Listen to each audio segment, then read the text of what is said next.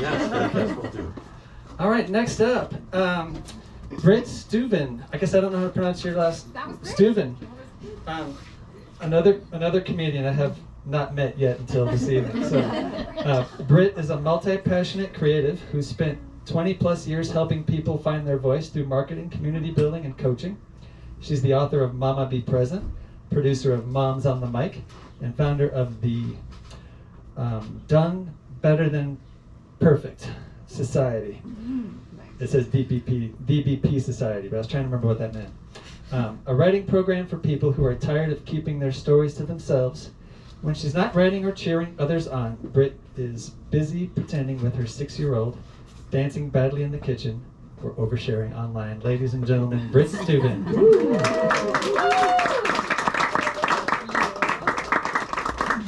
Oh, hi. Hi. Hello. Okay, so my memory is basically like an Etch-a-Sketch, just shake me and poof, it's gone. And I'm recovering from a parasite, so I need to use notes. All right, yeah, the parasite ate my brain. See, that was on the notes and I didn't even read that. Here, okay. All right, anyone here ever done a stool sample? Anybody? Yeah. Ever had to mail your shit?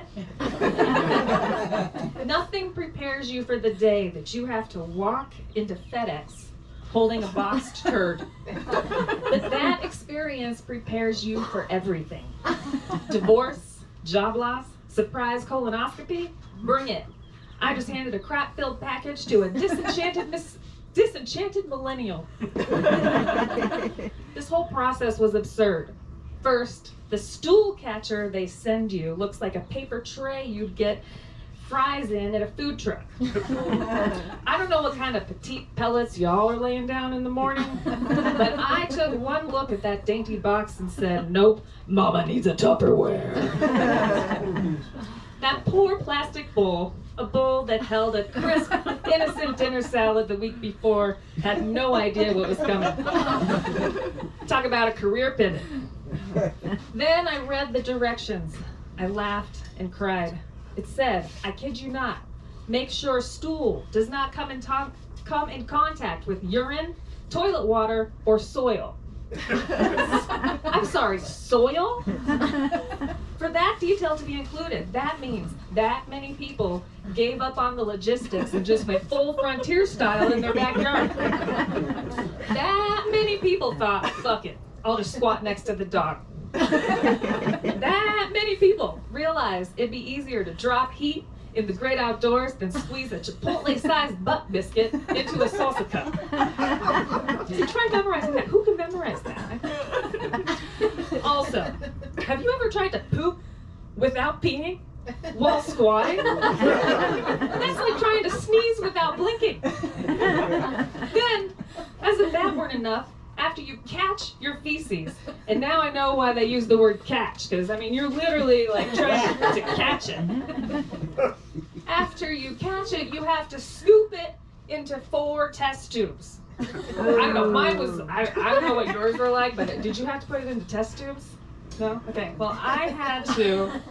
All right, okay, so they came with liquid, all right, but it's gonna be a little gory for just a second, but I had to stir each one and shake each one for 30 seconds each. There I was, sitting on my bathroom floor, hunched over that Tupperware, like the world's grossest bartender. Wait, did you say shaken, not stirred? Sorry, sir. Here you get both.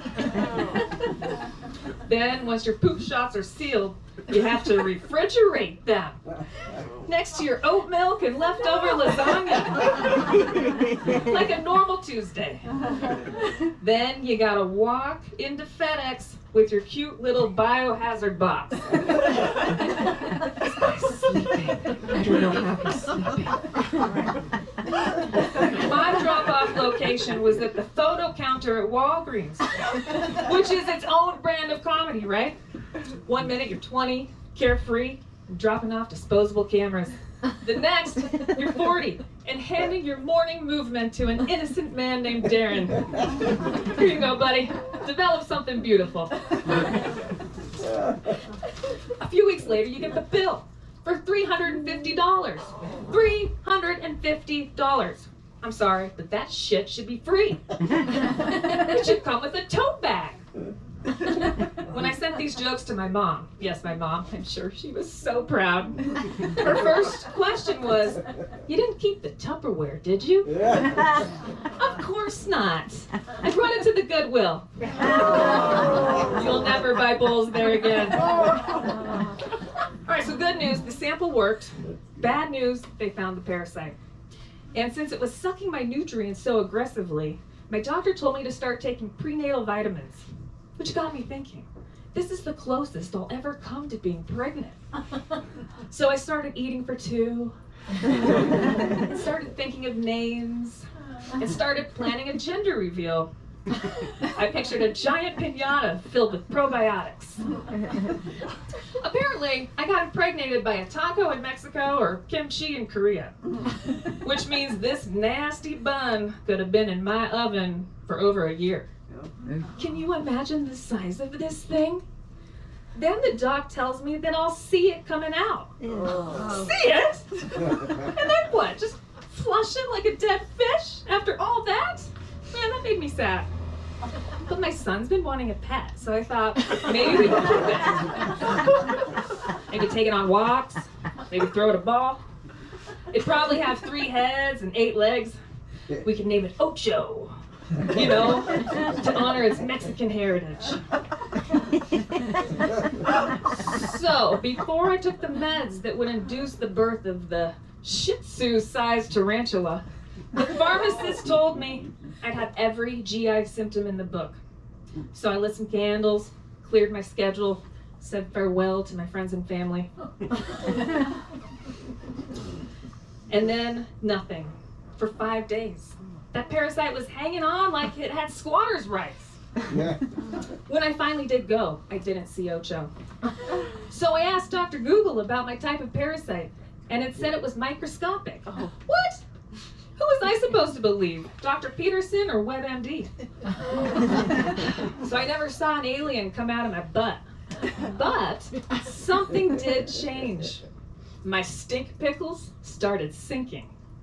Yeah. First time in a decade. Seriously. I didn't know I'd be doing this at this moment, talking to you like this, about my poop, but yeah. I didn't know that wasn't normal. I mean, you don't just bring that up at brunch, right? I did lift an eyebrow when my toddler was potty training and his dookies were going deep. But when I Googled it back then, the internet told me what it always does, even if I'm just checking the weather, and that is, I'm dying. So I blamed it on gas and moved on. All right, my point is, the only real evidence I have that this tiny freeloader has left the building is that, yeah, my dumps no longer serve. But the only way to know for sure, another stool sample. And honestly, somebody's gonna have to pay me to do that again. Or at the very least, give me that damn tote bag. Give it